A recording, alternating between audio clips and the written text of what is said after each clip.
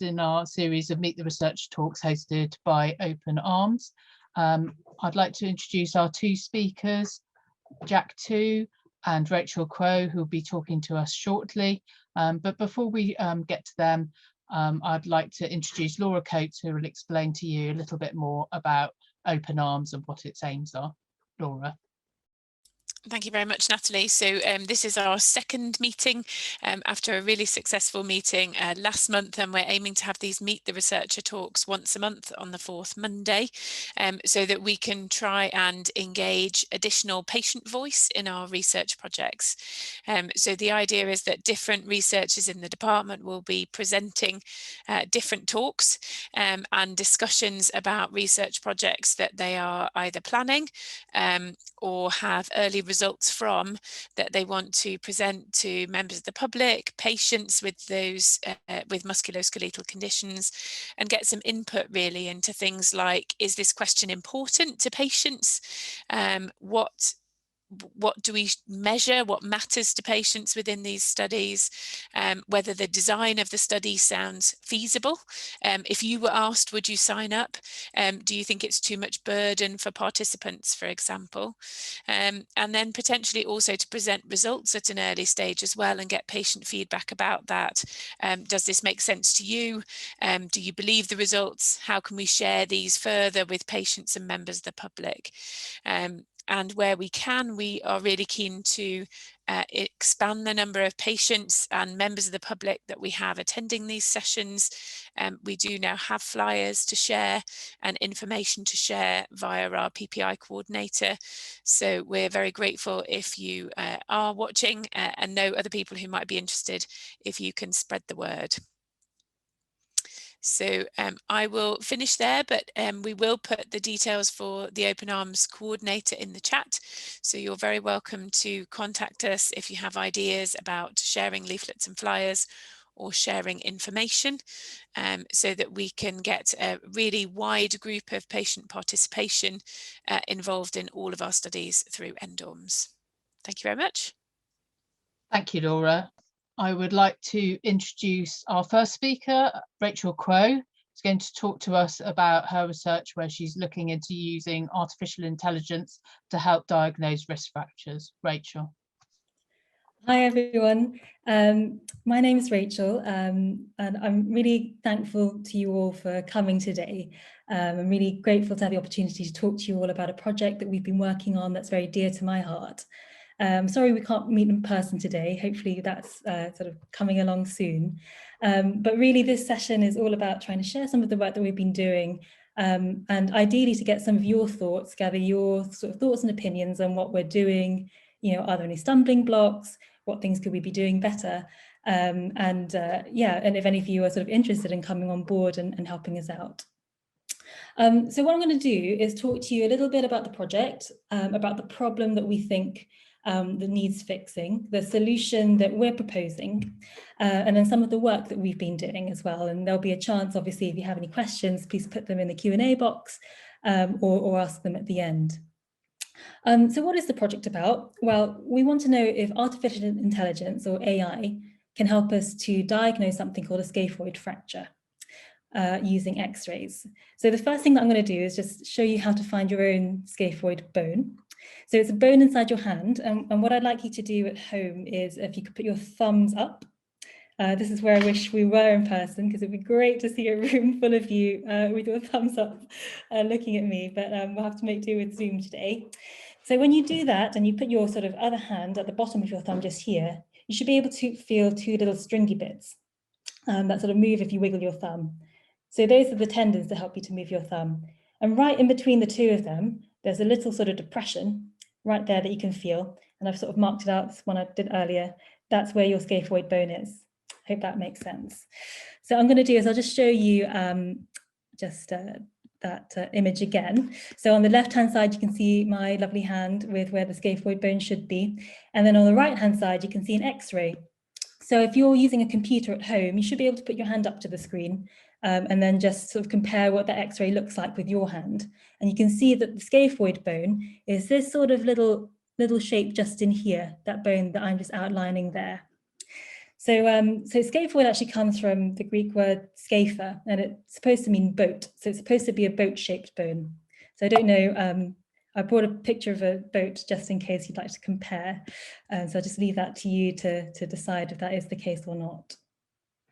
So the next question is, what happens if it breaks? Is that a problem? So now we've identified the bone, what happens if there's a break in it?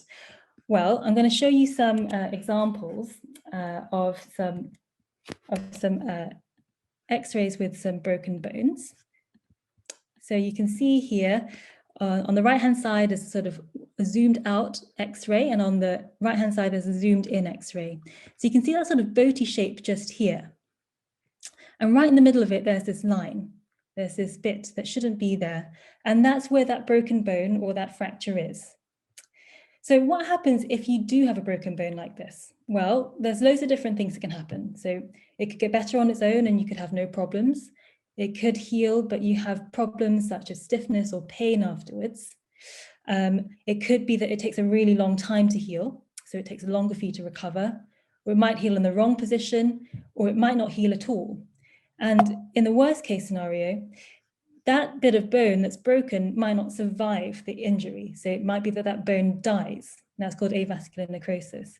And then what can happen there is that when that bone dies, all of that just collapses in. So you can see that nice sort of boaty shape is lost here on the right-hand side, where that bone sort of collapsed in on itself. And here's just another example of that as well. So when we look at a normal X-ray, we can see this nice sort of lines in between the bone where the bone is supposed to join. And what can happen is that when that scaphoid bone collapses, all of those lines are lost and you get this sort of crunching in appearance. And that can be associated with lots of chronic pain or people having problems with their hands later. So that's obviously something that we want to try to avoid.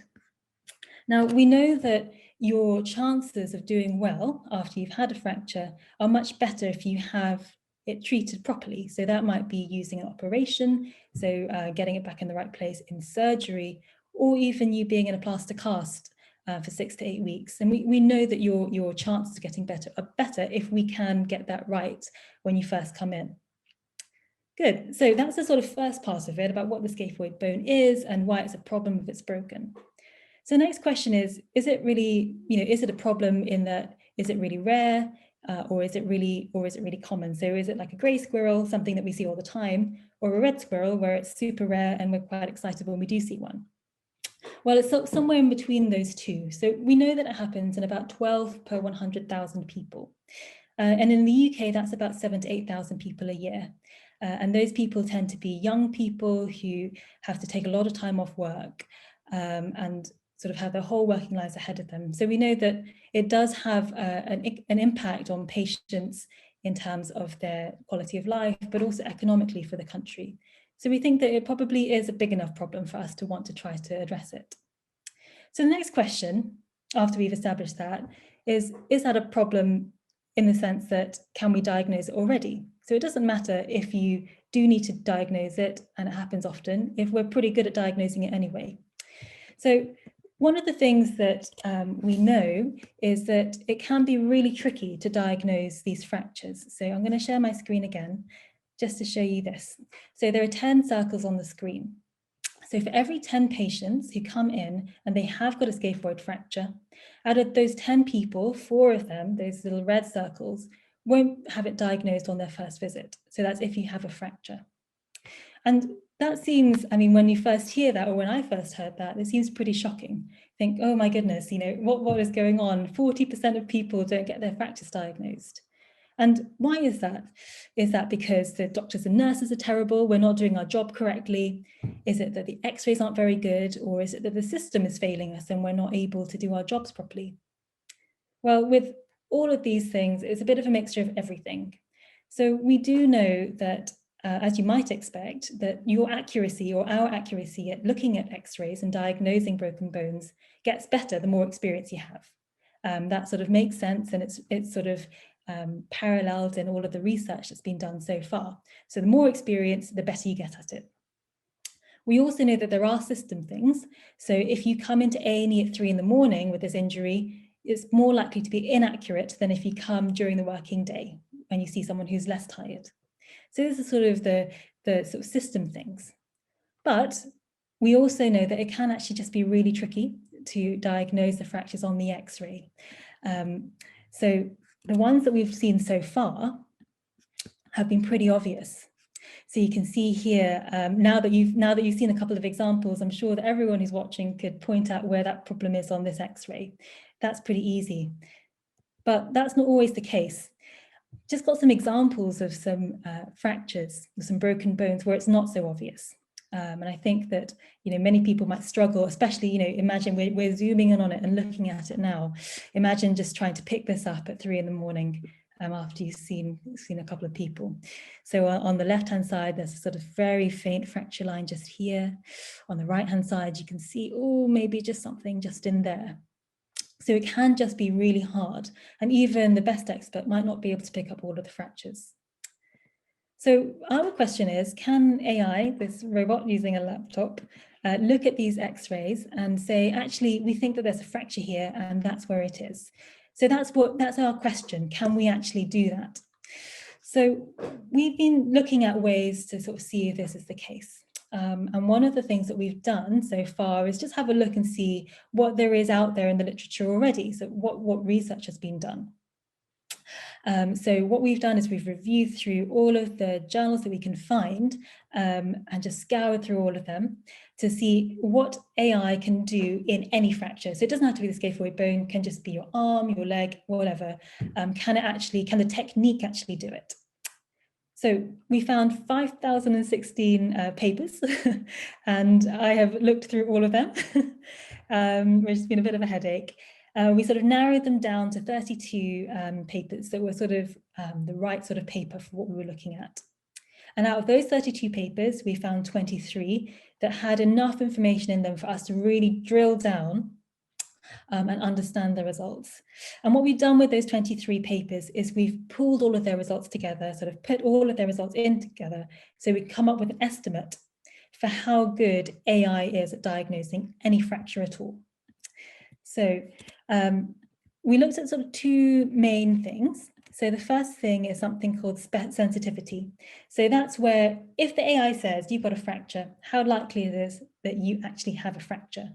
So it might be wrong. So the AI might say, oh yes, there's a fracture on this X-ray, but actually it's wrong, there isn't one. So how good is it at telling us, at being right if it says there is a fracture? And the sort of opposite of that is something called specificity. So the AI says you don't have a fracture, how likely is it that you don't have one? So if it says, nope, this is negative, how likely is it that that is correct and it hasn't just missed something? So when we pool those results together, we were pretty happy actually. So we found that the average sensitivity was 93% and the average specificity was 95%. Now, obviously that does come with a couple of caveats. We can definitely talk about those in a bit more detail if anyone has any questions about it. It's not sort of set in stone, but we felt that this was a really good positive finding to put in the back pocket so that we know that we're sort of going in the right direction. So that was the first thing we did. The second thing we did was we did a bit of computer science. So we sort of did a couple of experiments on the computer. So we use something called the Mura database, which is a publicly available. I've just got a question from Judy Smith. Thank you very much, Judy, for your question. So Judy's asked, how is the fracture caused, e.g. fall or hitting something? So that's a really good question. So fractures can happen in loads of different ways, as you know, and basically all you need for a fracture is for you to have enough force applied to your body so that the bone breaks. And that can happen in loads of different ways, as you can imagine. Typically with a scaphoid fracture, the sort of classic example is someone falling onto outstretched hands. So you trip on something, you put your hands out to stop yourself and you fall onto it. And that's a sort of classic example of how that might happen. But of course, there's lots of different ways that it can happen. Previous sort of research looking at people coming into A&E with scaphoid fractures has shown things like sports injuries, people falling off of bikes, people getting into fights, people slipping on ice, people in road traffic accidents. So there's loads of different ways, but the classic way is to just have a simple trip and fall. So thank you for that question. I hope that sort of answered it for you, Judy. Great, so just going back to what we were talking about just then. So I was just saying about some of the computer science that we've done. So we've taken some publicly available hand x-rays and we've looked at them. And what we've done is we tried to teach the computer. So I'm going to share my screen again. I'm afraid I can't show the actual experimental results because of copyright reasons, but I'll show you just using an example from one of the x-rays that we've used before. So here again is that hand with the scaphoid bone just here. And what we've done is we've taken 100 of these x-rays, so 100 different x-rays from different people, and I've marked out with these little dots where the outline of the bone is. So this is it just a little bit closer up. So for 100 of them, we've done that. And I've used those 100 examples as a way of teaching an algorithm or an AI. This is what the scaphoid bone looks like. Because the first step in being able to diagnose a fracture is, of course, being able to identify the bone itself. So we've taken 100 of these and we've shown the computer and said, right, this is what the bone looks like. Then what we've done is we've taken another 30 x-rays that the computer hasn't seen, and I've secretly marked them. So these sort of green dots here that you can see are me secretly marking the bone, and the computer doesn't see that prediction at all. And we asked the computer, okay, take these x-rays and just say where you think all those dots should be. And so on the right-hand side, you can see those red dots. And then we compare my markings with the computer's prediction and see, do they actually correlate? Are they the same? And we found through those 30 examples, there's a difference about 2 millimeters between the dots. So we feel pretty good that's fairly accurate, even with a small sample size. So that's another question. Perfect. So that's what we've done using those examples. So that's really the work that we've done so far. And I suppose the next question is, where do we take it from here? So we feel pretty keen to get going. One of the things that we need in the future is loads of data. So just like an experienced doctor is better at diagnosing fractures, an experienced algorithm is a lot better at diagnosing fractures. So we need loads of examples. We've had a look through the John Radcliffe Hospital's records, and we know that in the last 10 years in the JR, there have been 30,000 x-rays that we could use to teach the algorithm. Which we think is a really rich and wonderful source of information that we could use to develop the algorithm to help us. Now, the question that I sort of want to ask to you, which is in the poll, is about what we do about accessing those x-rays. Now, normally we would take consent from everyone who participates in research. So if I were going to ask you to take part in a trial, to try out a new drug or a new treatment, I would sit down with you and have a conversation with you, and we would talk it out. But with 30,000 x-rays and 30,000 different people, it's not really possible. So I sat down, I just did a sort of back of envelope calculation just now, and I worked out that 30,000 people, if it takes me 10 minutes to talk to each person, it would take me 5,000 hours to call everyone, or 208 days to consent everyone for this project if I didn't ever sleep or take any breaks or eat anything, just continuous. So it's not really possible. So the first question that I sort of want to ask you is, how acceptable do you think it is if we were to use, say you'd had a hand x-ray 5 years ago, would you be okay with us using that x-ray to do this? And so there's sort of different options on there. You wouldn't mind at all, to you would hate it. You wouldn't want us to do that in any circumstance. So I'd be really interested to hear your thoughts on that. Now, the second question that I was hoping to sort of get your thoughts on today was using something called pseudonymized data. So I'm just going to share the screen again. So I want you to imagine this X-ray is an anonymized X-ray, so it's just the hand. There's no information on there at all. When we use pseudonymized data, we have some bits of information attached to X-ray. So we might know that this patient is female. We know that she's 54 years old. She fell over in the garden. And she had another scan a couple of weeks later showing that the bone was broken. So it might be all of these bits of information or limited bits of these information. And the reason for that is to try to make sure that our database is really sort of representative of everyone. And it's not just showing all male 20-year-old people. We're really capturing the population at large. And so that's really the reason we would want to include this, this information. So the second question is, is that okay? Or do you think it's only okay to use anonymized data without that information? So that's the second question that I was hoping to ask. And then the final sort of questions are really about how much you would trust using an AI, or how much you would trust it if it was used in your treatment. So if you went to A&E and you'd had a fall onto your outstretched hand, would the doctor or nurse using the AI, would that engender trust in you? Would you be okay with that? Is it okay to just use the AI on its own, or does it have to be with a doctor or nurse? You know, what sort of circumstances is it okay to use it? And then the final question is how accurate do you think the AI actually needs to be? So we're sort of trying to decide, you know, what outcomes are we looking for? Do we want the AI to do as well as doctors and nurses, or do we want it to do better than them? Does it need to be as good as the average, you know, accident and emergency nurse, or does it need to be as good as the average expert hand surgeon? So it's really good for me and for us to get your thoughts and opinions on how good it needs to be. So yeah, so those are the 4 questions I'm really hoping that you might be able to help me with today. So I'm really, really keen, or we're really keen, obviously. I think OpenArms is an amazing initiative to try and get, you know, all of you involved in our research. And it's really important, you know, it's easy for us to get sort of caught up in this idea and think it's amazing, but really great to hear your thoughts on it as well. So I just wanted to share my screen one last time. This is my email address. If any of this has sort of piqued your interest, you think it's a really good idea, you've got some thoughts about how to make it work, you know, you think, oh, you know, there's this obvious thing that she's not thought about that's going to be a real problem for her, or if you would like to get involved on a more long-term level, we've got some you know, ideas for getting you in and seeing some x-rays and sort of playing around with the instruments. So if anyone has got any sort of interest in this at all, I would love to hear from you. And thank you very much for your attention. Thank you very much, Rachel. That's very thought-provoking. We're going to move on to our next speaker now, who is Jack Tu.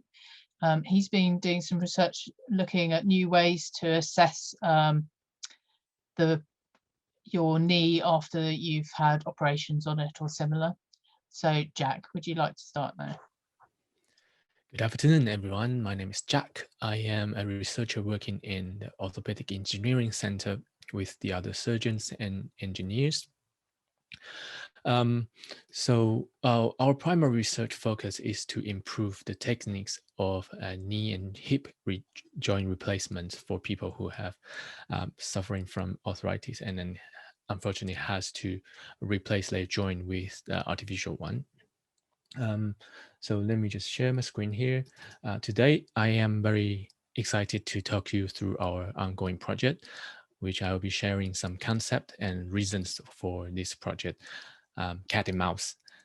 So since we have given this project a very cute name, we also hope our final system can be as famous as the cat and mouse Tom and Jerry. Unfortunately, I can't put cat and Jerry here because of copyright, but this as very adorable cat and mouse here. So what cat and mouse stands for is for a computer-aided tracking and motion analysis system with ultrasound. So the top priority of the development is to use this system for movement assessment of the painful knees after joint replacement. So the current problem is there are more than 100,000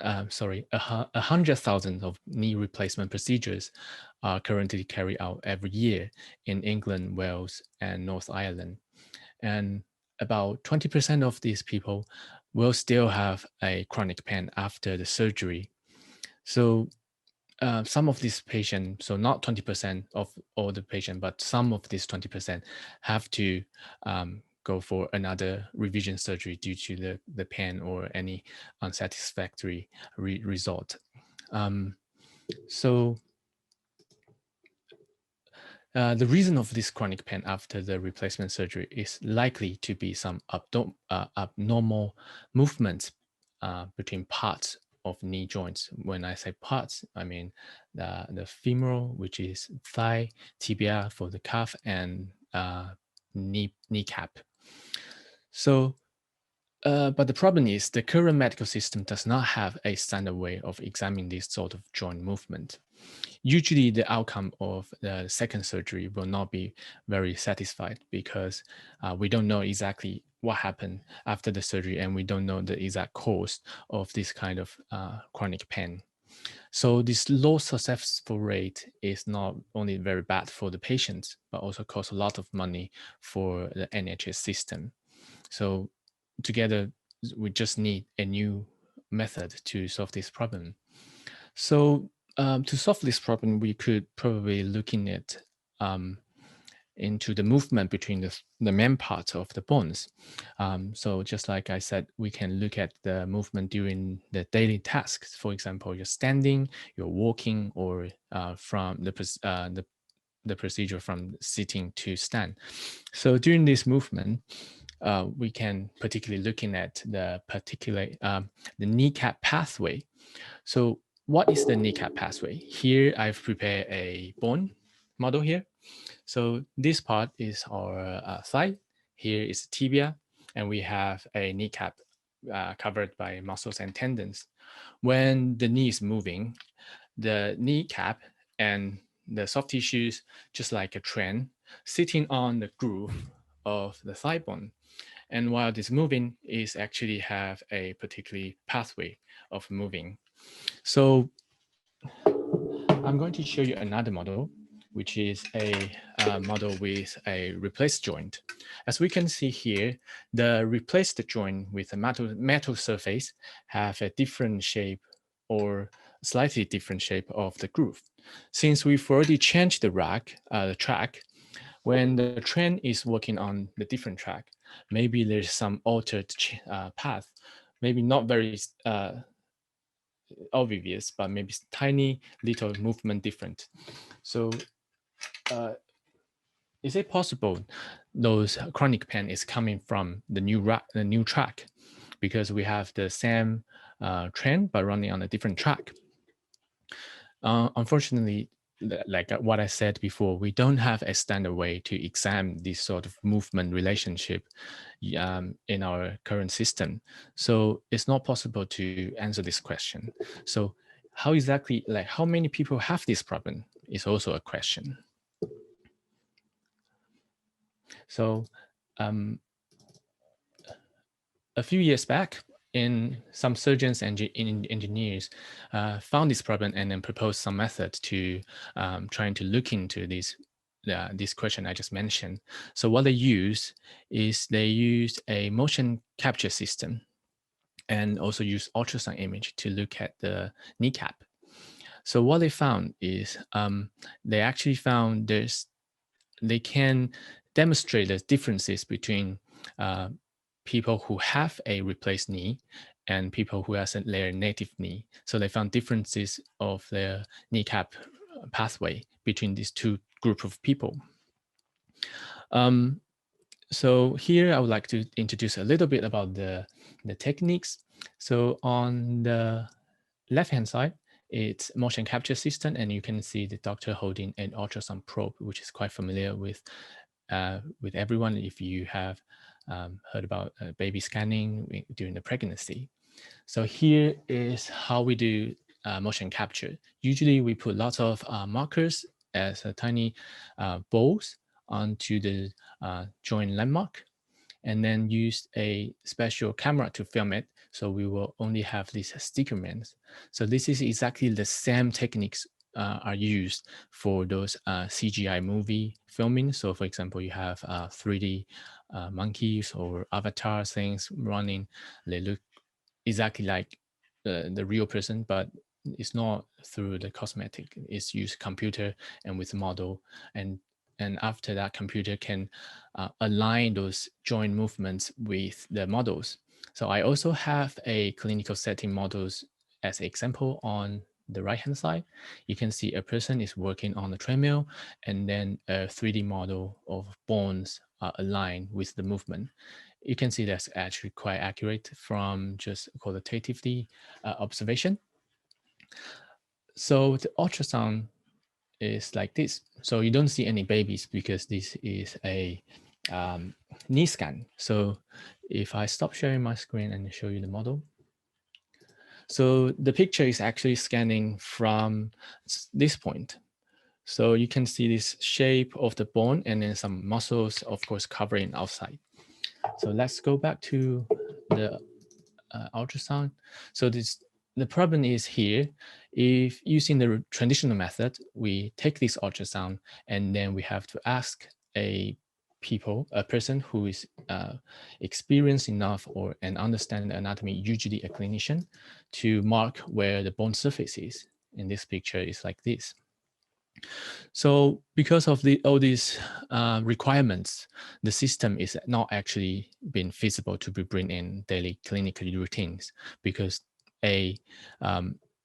you have to spend lots of time ask a doctor to mark all these pictures, and we won't just take one picture. We want in order to have the whole bone structure into 3D, we have to take maybe thousands pictures. So it's not possible to do this, asking the people to sit in there and click on these pictures. And the other things is for this motion capture system, what the data are collected are just a huge amount of numbers. So those numbers representing for positional information for each markers we placed. So as you can see, for a whole leg, we have to mark the hip, knee, and ankle. So there's a lot of numbers.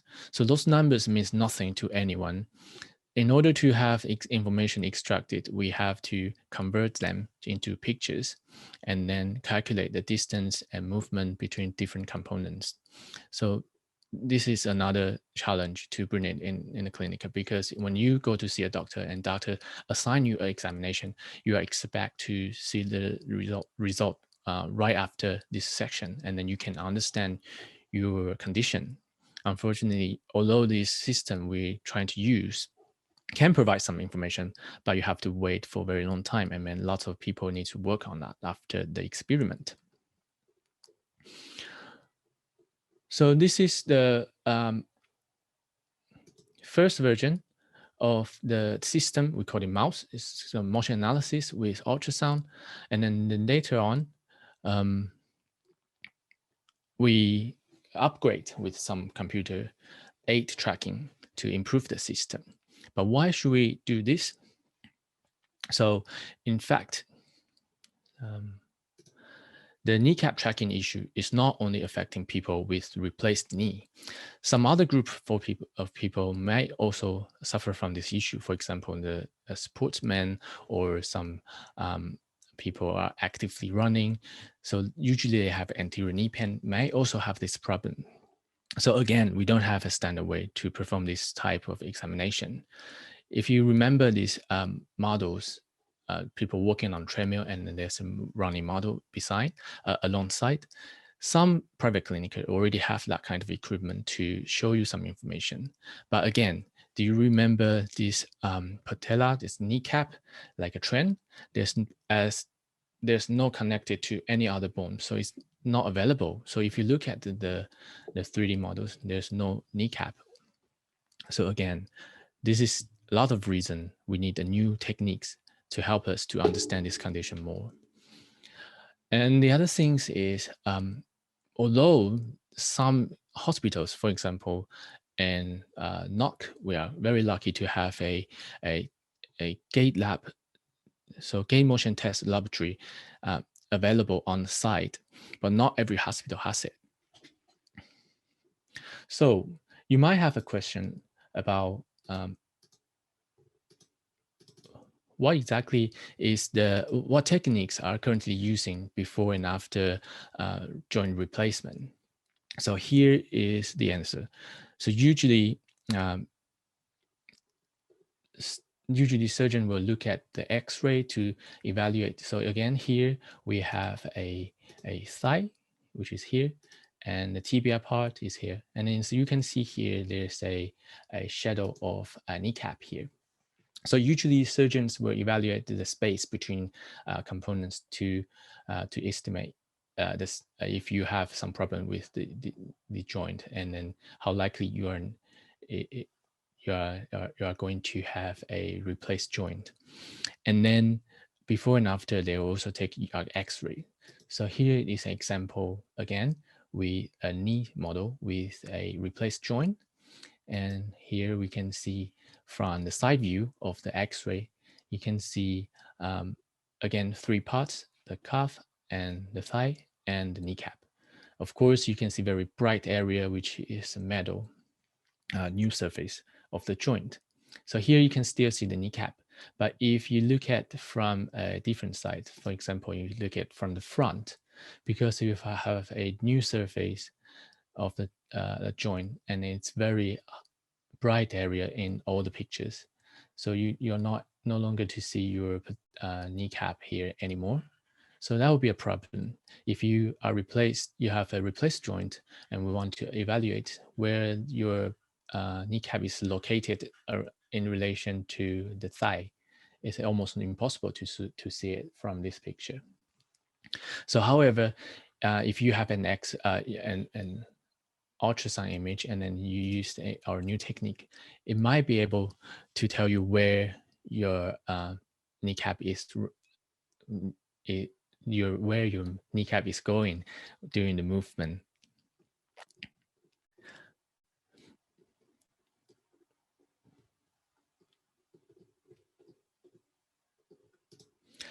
So the new technique we are proposing is very similar to what Rachel just talked in her wonderful project about recognition fractures in X-ray. So here I have a ultrasound image, and of course I can ask a surgeon to mark where the surface is. The task is to teach a computer to do the same thing.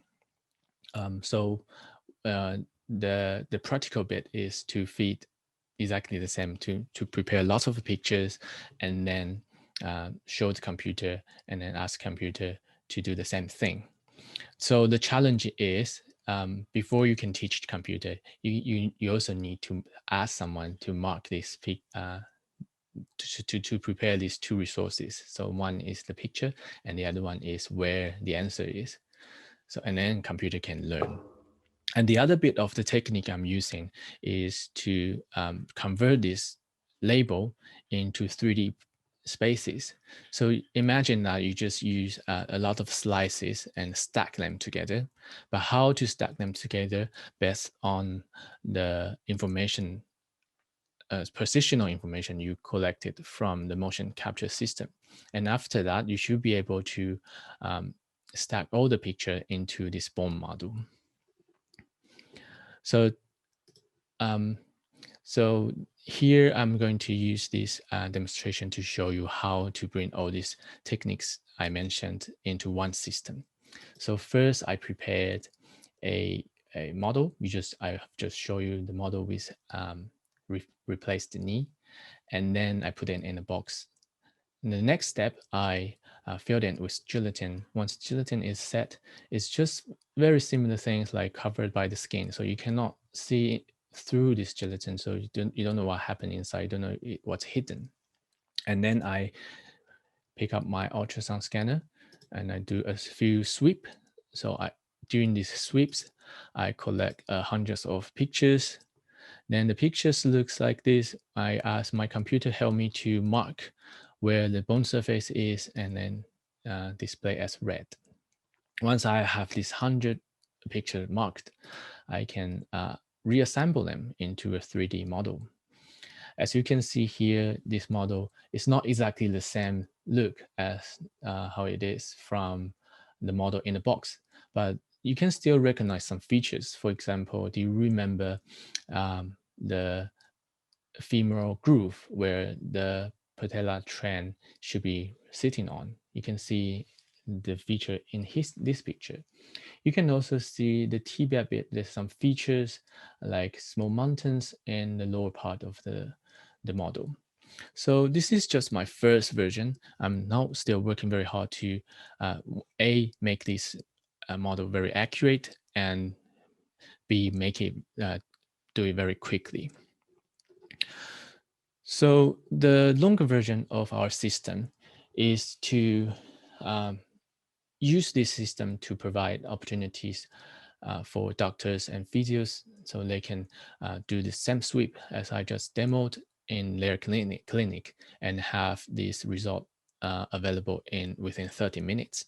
So they can use that to explain the condition to the patients. And for the patients, they are not only able to listen to the doctors or physios or any other clinicians, they should have an opportunity to play around with these 3D graphics, and then they can ask questions based on this information provided.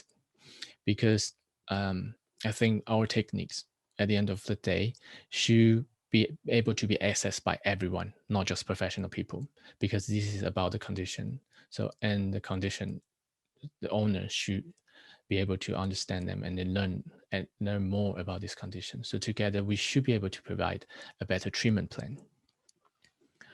So the question is, if you are trying to understand your joint, like I provided the picture here, a knee joint or hip joint, would you prefer to just look at the plain image? Was that easier for you to understand, for example, the X-ray I provided in the center?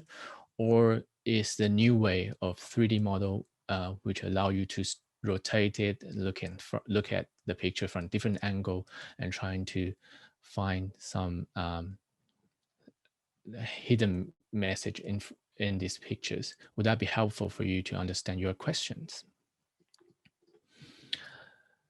So now, now it's the time for you to speak up. Do you have the replaced knee, or do you know anyone has it? We would like to invite 2 people into our steering group as a patient representative. So as a patient representative, we will not do any test on you because, but instead we want to know more about how a patient will think before we can actually do the trial. So before applying for ethic, we probably will give us more opportunity to understand how users will think about these techniques, including the comfortability, acceptability, or the length of the examination, or even the way we display the result. So if you are interested to join us as a steering group member, please contact me through this email. Thank you very much. Thank you, Jack. That's really interesting. I can see that it could be something really great if you could have that at maybe your GPs or a physio or something like that. I just had a quick question. So you said that the groove in the replacement joint isn't the same as the native joint, so the joint you replace. Is that just because you the replacement joist has to be some sort of average kneecap rather than specific, or is there a sort of structural reason for it being a different shape? I think usually when you have a replaced joint, usually there are generic models, so you have different size, but for each size, if you look into the real bone, it's not very smooth. But what we usually make it very smooth because we don't want some unsmooth movement. But maybe that's not the best, but because in the beginning probably we think smooth movement will be better, but so it's slightly different for people. If you look at anatomy, it's impossible to find identical shape from two individual. I think that's the reason. But until we can really look into this movement, real movement after the surgery, probably we wouldn't know the answer. Oh, okay. And a kind of follow-up question for that, just while we wait for a few more people to vote. And you may not know the answer to this. This may not be your field at all. But can you envisage a situation where in future people might have their replacement joints 3D printed so that they are a sort of more exact replica of the joint they're replacing? Actually, you can have it 3D printed. So not even with our techniques. So for current techniques, maybe maybe with X-ray, and then from 2 different angles, and by some calculation, you should be able to have a 3D printed model. Of course, with our 3D model, you can do the same thing. So, but I'm not sure if this can be in a new business. Maybe that'll be fun. So, for example, I have this model, and imagine that it's exactly like what you have inside your thigh. That could be fun for anyone. Okay, so we've had a few people vote. I think I might end it there so that people can see what people have said. So I'm just going to end the polling and share the results.